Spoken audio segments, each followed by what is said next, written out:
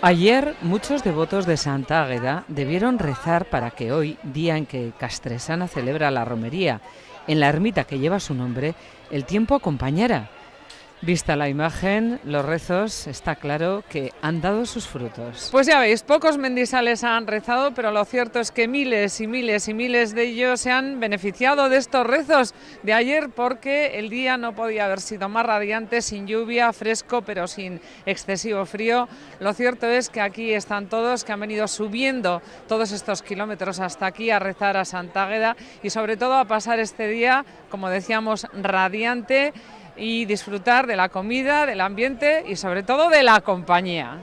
Y es que más que frío, lo que hacía en Santa Águeda, en Castresana, era mucha hambre. Hemos tenido suerte, sí, un poco de viento pero muy bueno, es una gozada. Me encanta venir aquí pues a celebrar la tradición de Santa Águeda. ¿A todos vosotros también? Sí. Hay algún año que llueve mucho, pues tampoco no te mojas mucho. Hoy que el tiempo nos ha dejado subir, sí. Venimos todos los años a pasar bien.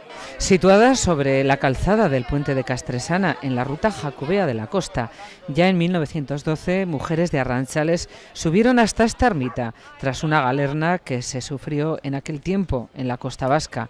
Hoy no sabemos cómo terminará el día esta santa tan venerada en Euskadi, y es que tendrá miles de peticiones de los que hoy allí se han congregado.